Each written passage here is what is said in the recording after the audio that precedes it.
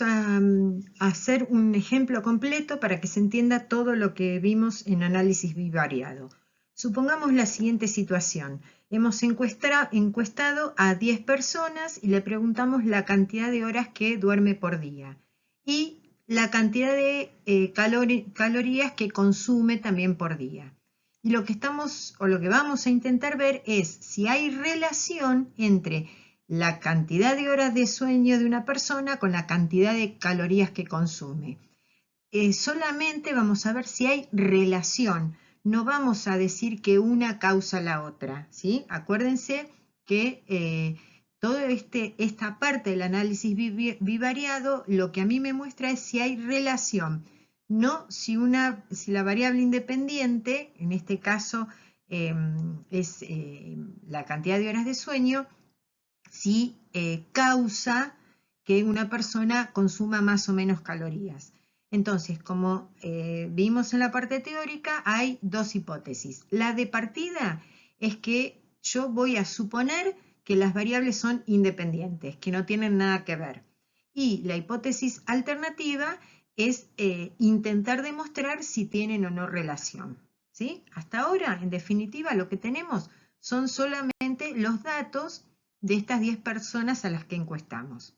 Entonces, bien, a partir de los datos lo primero que hacemos es un gráfico de dispersión. Fíjense, tengo como la variable independiente son las cantidades de horas de sueño, esas van en el eje de las X y las calorías consumidas en el eje de las Y. Y lo único que hacemos es señalar estos puntos, ¿sí? 8,600, 8,600, 10,500, 10,500. Este es un gráfico de dispersión. La idea es que yo, al verlo, suponga más o menos que esto va a tener o no, va a presentar o no una relación y si va a ser creciente o decreciente. Si ustedes la miran, parecería ser que puedo pasar una recta, ¿sí?, que se ajuste lo mejor posible a todos esos puntos. Ahora, ¿qué recta es esa? Puede ser esta, o esta, o esta, no sabemos. Entonces, lo que vamos a hacer es tratar de trabajar con los datos, con todos los datos y un par de cuentas más que tenemos que hacer para encontrar la recta que se llama recta de regresión o de mejor ajuste. Entonces, vamos. Bueno, una vez que tengo idea de qué es lo que tengo que buscar, voy a armar una tabla. Yo sé las fórmulas que voy a usar, entonces sé qué partecita necesito calcular antes, ¿sí? Entonces, los dos primeros valores que tengo que calcular son los promedios de la X y de la Y. Todas las X, todas las Y y saco los promedios. Acuérdense que cuando aparece la X o la Y con un guión arriba, me está diciendo que es el promedio o la media aritmética bien dicho. La primera columna tengo que hacer el valor de la X menos el del promedio. Por ejemplo, 8 menos 7, que es el promedio de X, 8 menos 7, 1. 7 menos 7, 0. 8 menos 7, 1. 4 menos 7 menos 3, así hasta el final. En la segunda columna, a estos valores que encontré antes los elevo al cuadrado. 1 al cuadrado, 0 al cuadrado, 1 al cuadrado, menos 3 al cuadrado.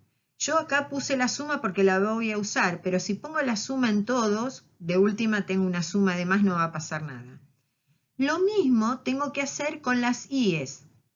Cada valor de Y menos el promedio. Ahora el promedio de la Y es 700.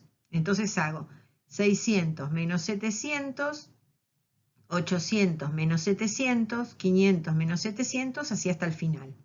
Y después lo mismo que hicimos para X, a estos valores los tengo que elevar al cuadrado. Menos 100 al cuadrado, 100 al cuadrado, 200 menos 200 al cuadrado. Y acá es lo que nosotros vemos que, como yo voy a hablar de distancias, o al hallar la recta, lo que estoy tratando es de acortar distancias, no puedo tener distancias negativas, ¿sí? Por eso se corrige de algún modo elevando al cuadrado. Ahora, acá hay dos procedimientos similares, una vez para X y una vez para Y. La última columna es la multiplicación de las dos anteriores que no están elevadas al cuadrado. Fíjense, 1 por menos 100, menos 100. 0 por 100, 0. 1 por menos 200, menos 200. Menos 3 por 300, menos 900. Esta parte nosotros la vamos a usar para la covarianza. Todas estas se usan para las varianzas de las variables respectivas, ¿sí? Esta para la de x, esta para la de y, y esta es para la covarianza. Conviven las dos variables, ¿sí? Para tener una idea así muy práctica y casera, lo que nosotros hicimos fue encontrar un valor, elevarlo al cuadrado, encontrar otro valor, elevado al cuadrado, y en la última columna es el producto de los dos valores que no estaban elevados al cuadrado. Esto es lo que hicimos en definitiva, ¿sí? Pero hay que trabajar de manera prolija, si no se nos mezclan los números. Seguimos adelante. Una vez que tengo la tabla anterior, yo lo que hice acá para que me dé el espacio fue reducirle, dejé solamente los encabezados y los totales, ¿sí? Entonces, lo que voy a hacer es todos los cálculos auxiliares para después reemplazar en las fórmulas. ¿Qué es lo que voy a necesitar? Los promedios, las varianzas, los desvíos y la covarianza. Entonces voy a empezar. La varianza, la de x, fíjense que la fórmula me dice qué columna tengo que usar. La suma, o sea, los totales, de los cuadrados de las diferencias entre x y el promedio. Es esta columna, ¿sí? Y después lo tengo que dividir por n, es decir, por 10. Y ahí tengo la varianza. Enseguida de la varianza saco el desvío. ¿Por qué? Porque el desvío es la raíz cuadrada. Entonces me queda raíz cuadrada de 3. Si lo quiero aproximar, lo puedo aproximar. Lo mismo hago para la x, para la y, perdón. Entonces voy a usar la columna de los cuadrados de las diferencias, reemplazo y obtengo la varianza. Y el desvío de y va a ser la raíz cuadrada. Listo. La covarianza, en lugar de usar esta columna o esta, usa la que está mezclada porque es covarianza. Entonces, fíjense, otra vez, me lleva la fórmula, me lleva a fijarme qué columna tengo que usar, ¿sí? Entonces, reemplazo y divido por 10. Y ahí tengo todos los cálculos auxiliares que necesito para reemplazar en las fórmulas ahora en busca de ese modelo. El primero que voy a calcular es el coeficiente de correlación o de Pearson, que acuérdense que a mí me dice si estas dos variables están relacionadas, de qué manera y con qué intensidad. El coeficiente de correlación es la covarianza, que la tenemos, sobre el producto de los desvíos, que también los tenemos, ¿sí? Entonces, reemplazo, fíjense, menos 270, que es la covarianza, sobre el producto de los desvíos. Yo trabajé con las raíces cuadradas, ¿sí? ¿Por qué? Porque evito tanto redondeo. Y me da un aproximado de menos 0,93. ¿Qué me dice eso? Que la relación es negativa y que además, por la escala que se trabaja habitualmente, es una relación fuerte, ¿sí? Acuérdense que al tener módulo, esta lectura también la podemos hacer para números negativos. Ya tengo el coeficiente de correlación. Eso me dice que las dos variables están muy relacionadas. Ahora tenemos que hallar esa recta que dijimos al principio, ¿cuál será? La ecuación general de una recta es igual a ax más b. Tengo que encontrar el valor de a y el valor de b. El valor de a me lo da el coeficiente de regresión, que ¿cómo se calcula? Haciendo la covarianza sobre la varianza de x. Fíjense que antes de la variable independiente, fíjense que es parecida la fórmula, ¿sí? En los numeradores tiene la varianza, solo que en el coeficiente de Pearson tiene el producto de los desvíos y en en el coeficiente de regresión, tendría el producto de los desvíos de x, pero al hacerlo al cuadrado me da la varianza. Entonces, otra vez, tengo que tomar los valores. La covarianza sobre la varianza de la variable independiente. Y ahí obtuve el coeficiente de regresión. Este coeficiente es el que me da la pendiente de la recta, ¿sí? Acuérdense que teníamos la nube de puntos y supusimos que podíamos tener una recta de regresión decreciente, ¿sí? Entonces esto me estaría confirmando esa presunción que nosotros tenemos. Ahora tenemos que hallar, hasta ahí tenemos esto de la recta, tenemos que hallar el valor de b. Y acá hay dos teorías. Una que me dice que puedo elegir cualquier punto de los de la tabla de valores, reemplazar la x y la y sacar b. Y hay otra teoría que dice que en general esto se hace cuando la cantidad de datos es muy grande, entonces ¿cuál es el punto a elegir? Y la otra teoría frente a eso dice, lo mejor es elegir el punto promedio, ¿sí? Que lo traíamos ya calculado, el punto promedio. Entonces lo que hago es, en la fórmula, reemplazar, en la ecuación de la recta, reemplazar a la x por 7 y a la y por 700, que son los promedios, ¿sí? Despejo y obtengo b. Con todo esto que hice, tengo la ecuación de la recta. Y si quiero ir un poquitito más, puedo sacar el coeficiente de determinación, que es el de Pearson elevado al cuadrado, ¿sí? Es este coeficiente elevado al cuadrado. Y ese coeficiente me da la idea de si yo puedo confiar en este modelo. Esta ecuación es un modelo matemático, ¿sí? Que representa o se ajusta como para representar la realidad, que son los datos que yo tenía.